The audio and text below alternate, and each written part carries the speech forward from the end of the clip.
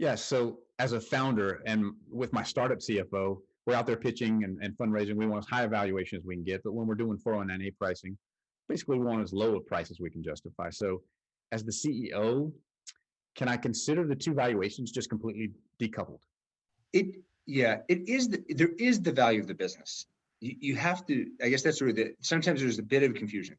You have to value the enterprise or the company as a whole to determine the value of the security. So maybe let's talk about it again at maybe the 2 points we brought up. The first is, are we decoupling the 409A valuation from my ability to go raise a future round of financing at a much higher valuation?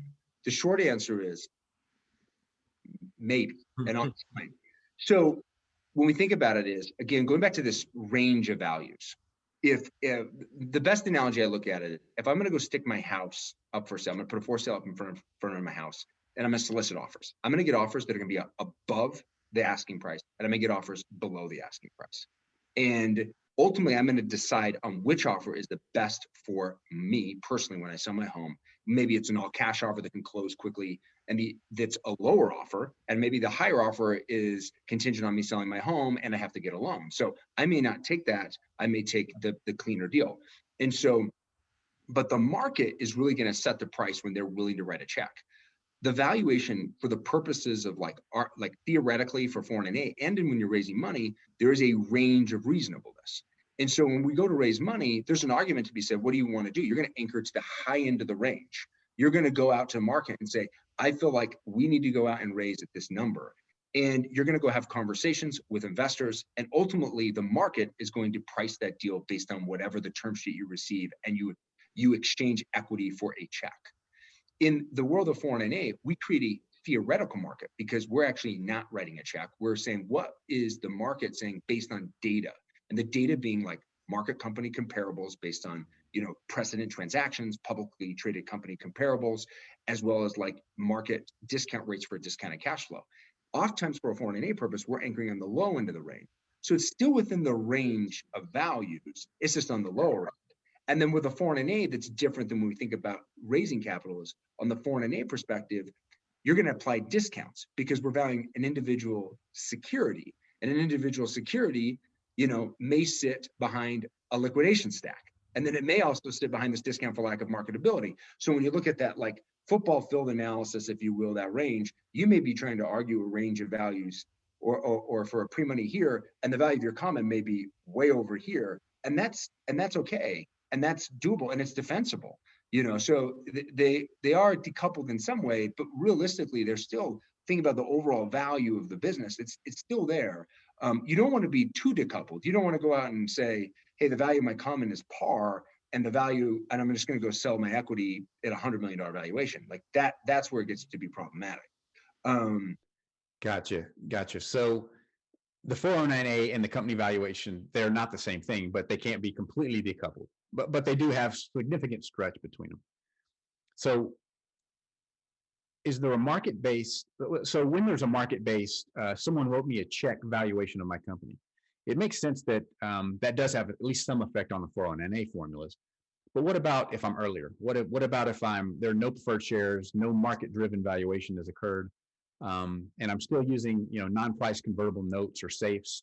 Do I still need a 409A? And if so, how do the formulas change for that? So in those cases, it's going to be a slightly different approach because depending on how the financial instrument structured. So if it's a convertible note that has a nominal interest rate that's accruing and payable upon maturity, and it doesn't have a valuation cap, then we would model it like debt, candidly. So you basically have like a break point that needs to get paid prior to any other equity holder receiving any liquidation proceeds. So in that context, and it's and you could argue it is a pre-revenue company. In those cases, it can be a very challenging exercise because like ultimately, what's the value of the business if you have this convertible note instrument and here's the thing, the caveat, without a valuation cap. Like, so we have to get relatively creative and subjective to come up with a number that makes sense. If somebody's willing to write you a check for $3 million on a convertible note, there is some inherent value. It's not worth zero. And so you have to come up with some ascribed value. At a minimum, most businesses are worth, in this case, is at least invested capital or costs, which is like $3 million, for example.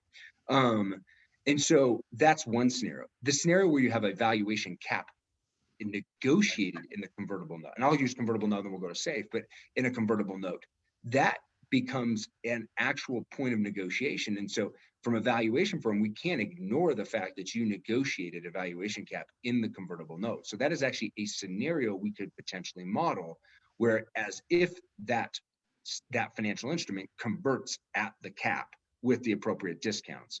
And then you can run another model, which again is that invested capital scenario, and you could weight them and you probability weight them based on what the potential outcomes are. That in that scenario, the value of common would be higher with the valuation cap than without the valuation cap. Safe notes work really comparable to that. They just don't often have like an accruing interest rate. They just, they're going to convert at a discount, or they're going to convert, with that valuation cap, or both. But it is a probability weighted scenario. Okay.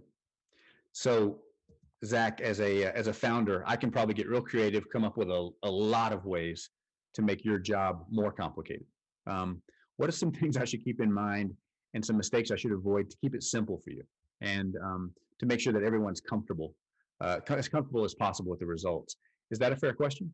I think that's a fair question. I think at the earliest stages, when you're raising capital, don't get too creative. I mean, there's some pretty standard term sheets. There's standard documents that are out there. I mean, there's so many good attorneys out there. I would just try to go with something that's pretty plain vanilla. If your investors start requesting things that are outside of what would be plain vanilla, I would probably be wary of taking their money. It complicates things from a 401(a) valuation perspective, but more than anything, it just complicates your business going forward if you get things that are outside of market. So outside of market would be, onerous terms related to the money that you're taking on that would, ultimately prevent you from raising future rounds of financing and scaling your business. So that's my recommendation. Just make sure you select corporate counsel that's, there's a lot of really good corporate counsel in the Valley. So I just select somebody that you feel comfortable with, that's going to use kind of a plain vanilla term sheet, whether it's a convertible note, a safe note, or priced round. That makes it relatively straightforward and easy. And then the other thing too is hiring a really good, as you scale up your business, is hiring somebody to help you with your financials. One of the things you want to make sure, I think Ryan, you can attest to this, I think it's where Ryan, you'd be a good fit on these early stage companies, is coming back in and making sure you have buttoned up financials. So we're not looking at an income statement out of QuickBooks that hasn't been really reconciled correctly. And so those are probably the recommendations that I'd have for anybody as they're trying to get ready for a 401(a) evaluation. And I like that question, Trae, just to kind of something that I see, and I'm curious, even before the term sheet, we're talking founders setting up their initial cap table. This will come up a lot, where they want to create like this super class of common, the FF class, where they get 10x voting rights and no dilution, and they control the business, the Zuckerberg, class. Yeah. How does that, what's some advice for founders there? Because I love the advice of don't complicate things. I always tell our clients, don't sell your cap table, sell your technology. Right? Yeah. Don't explain all the creative stuff you've tried to come up with. Just keep it simple and raise money based on your idea. So what do you see in that area, what founders try to do that you would maybe advise even from step one to avoid? Yeah, I think that's probably, we don't see the same. I used to see kind of the FF shares much more frequently several years ago. I don't see them as frequently as I used to. They still exist. People still add them to their cap table. My perspective is, if you're able to get those terms and investors are willing to write a check, it doesn't overly complicate it, but it just needs to be accounted for. But I do like, keeping it simple just makes it easy for a couple of reasons. One is, whatever terms you raise money at, typically in your first round of financing, whether it's in the convertible, it's a little bit different, safe note's a little bit different, but that first price round of financing, whatever you raise the terms at, typically you're mirrored in subsequent rounds of financing. So, that's why my advice for most entrepreneurs is take a 1x non-participating preferred instrument, because it provides you the ability to differentiate preferred and common to give you an aggressive strike price. But on the upside scenario, as the company scales and grows, those preferred investors are going to convert their shares from preferred stock to common. And then you're all basically participating on a pro rata basis, which is what you ideally want to do. And so that liquidation preference becomes less relevant. In fact, it becomes irrelevant because they're converting the common shares. But if you get a more creative security or a more owner security, like a participating preferred share, then in that context, the investor gets their money back first and they participate. And so, but that also means subsequent investors, they're going to look back at the cap table and say, well, investor A got it, I'm investor B, I want the same term. And so very quickly, your liquidation stack gets to be relatively onerous for your founder, and the value of your common shares diminishes over time. And in absence of going through an IPO, which while there are a lot more IPOs today, the probability of a company with an IPO is still less than an M&A transaction. You're going to end up having to, your percentage of your ownership gets diluted such that you will end up with less of the pie if you have just raised a 1x non-participating.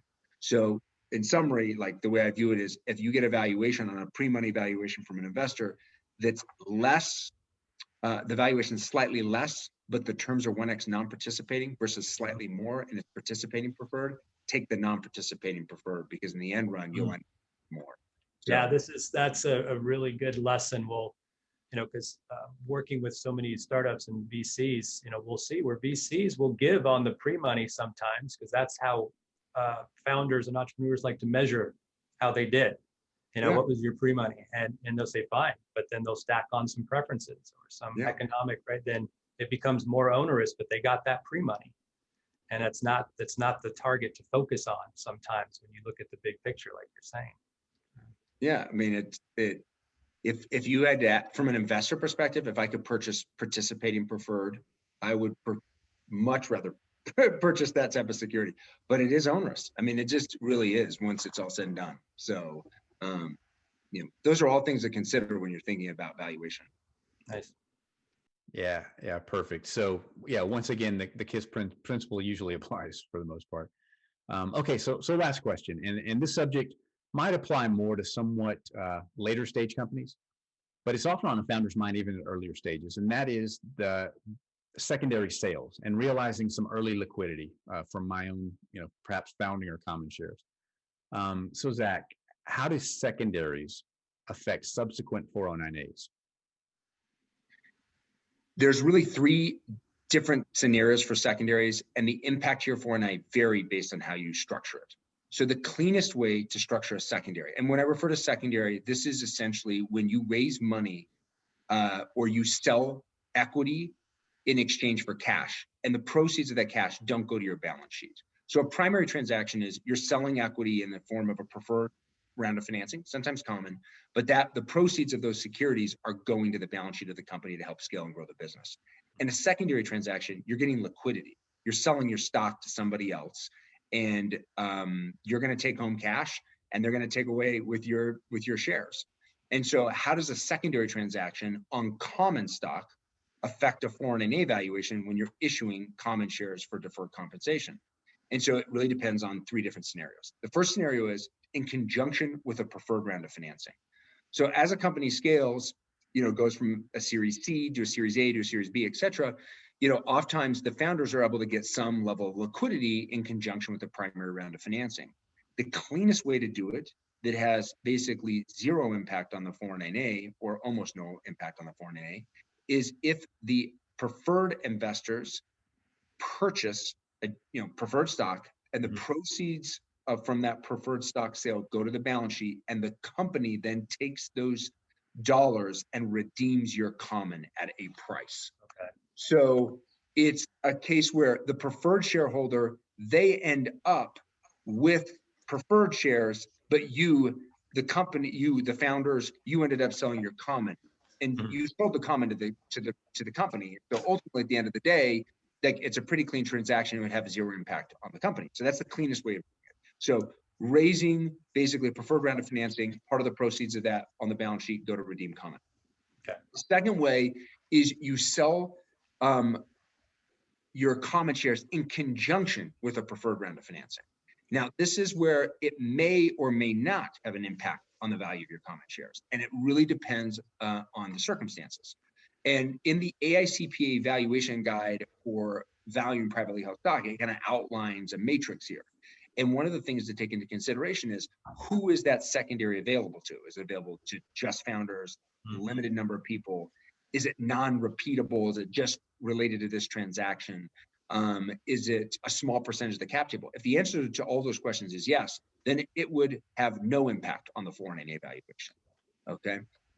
Then, and if there are answers to yes to some of those questions, then it varies, and it takes some level of deeper kind of questioning to ultimately consider whether or not we weight it or not weight it. And that second scenario. More often than not, we don't weight it though. The third scenario, it tends to be the more onerous scenario from a secondary perspective that may and more than likely does have an impact on the value of the common. That's when you just sell your common shares outright, not in conjunction with the preferred round, and you just sell them to a third party. So, and this is typically with growth stage companies, where if I'm a growth stage company, I leave the company, or I'm still at the company, and I said, my wife is bugging me, my partner's bugging me, and we want to buy a new home. And, I want to take a couple $1 million of liquidity. My equity on paper is worth $50 million, and I want to sell $2 million of shares. You can go ahead and do that. There is a market for that. You go out, you run a process, and somebody ends up buying those $2 million of shares. How does that impact 409A? Again, we go through that same matrix that we talked about in step 2, but ultimately what it may end up happening is we may end up putting some weighting on it. And the weighting may be minuscule, maybe like 5% or maybe 10%, depending on how big the transaction gets. But there would be a weighting towards it, which would inevitably increase the value of common, meaning that the value of common will be impacted based on direct secondary, not in conjunction with random. So those are the 3 scenarios as it relates to a secondary transaction. And you really need to be mindful of those as you're going through a secondary process.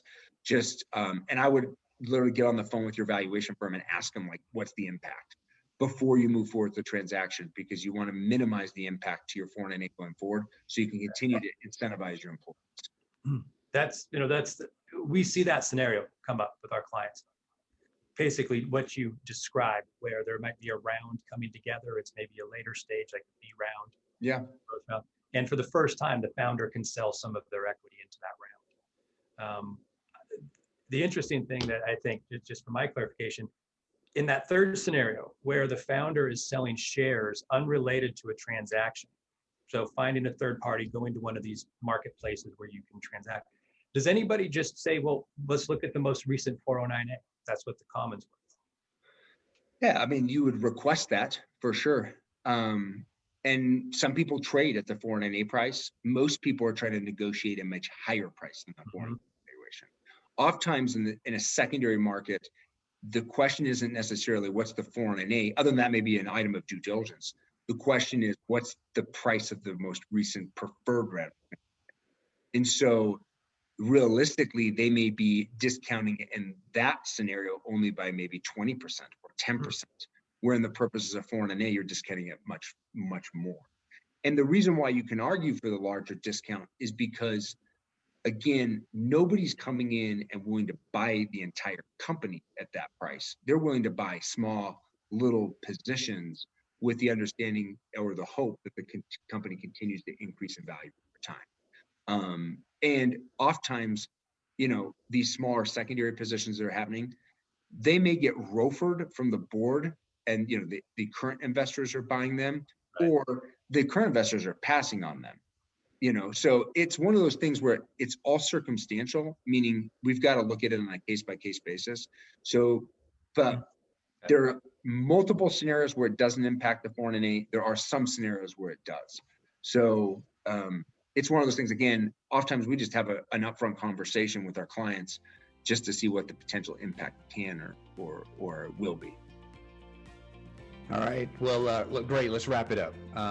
Zach, thanks for joining. Ryan, thanks as always.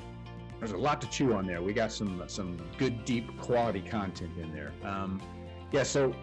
Cookie cutters, 409As, they work in some instances, but when it gets more complex, you need a little more nuance and thought put into that. It's good to know that firms like Scalar are out there with a good hands-on approach. So. Appreciate it. Thanks for having me, guys. I really appreciate it. Thanks, Zach. Appreciate it. It was really, really insightful as usual. Thank you. We appreciate all the work we do together with you guys as well. So Thanks so much, Ryan. Really appreciate it.